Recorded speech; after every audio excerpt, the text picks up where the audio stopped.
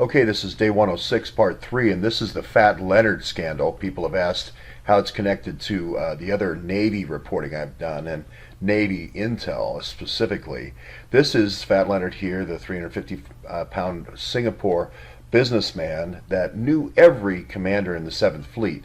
So this is a 7th Fleet story based out of U.S. PACOM, I believe, in Hawaii, there off Diamond Head.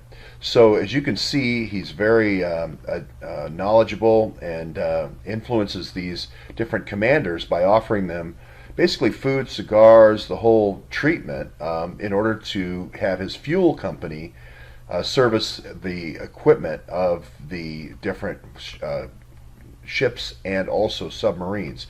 Now, you know, we have a nuclear Navy, so that immediately makes me think more about the Navy.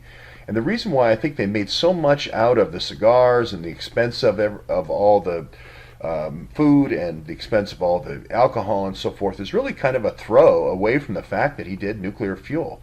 If you look at the facts of the case, it's really an amazing amount of reporting on the food and so forth, and the reporting on the case from the Washington Post.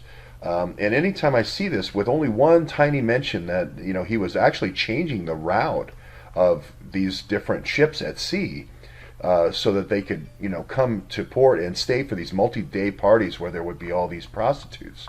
And he actually called his prostitutes, his team of prostitutes, Navy SEALs. So that's how he would fly them to ports all over the world to make sure that this ship here, the Blue Ridge, which is the flagship of the 7th Fleet, would stay in port extra days.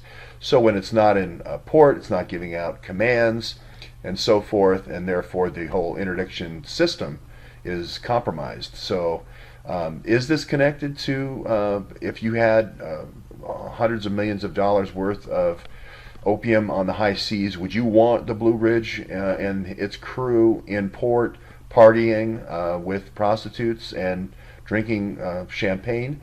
Yeah, I would. And this scandal covers 60 different people, 60 different folks in the Navy. So it's by no means, and these are admirals, these aren't low-level folks here. So what is going to come of this is, we don't know yet, but the case has not gone to trial yet, but you can see here some of the things that they were given.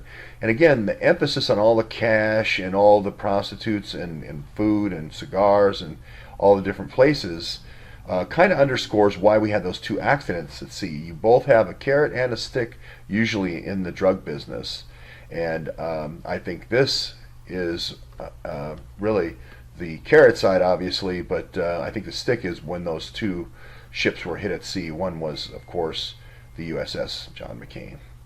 The fuel side of this story is what we're going to look at. We're going to look at the side the Washington Post decides to not cover, and between the two of us, we'll have the whole story.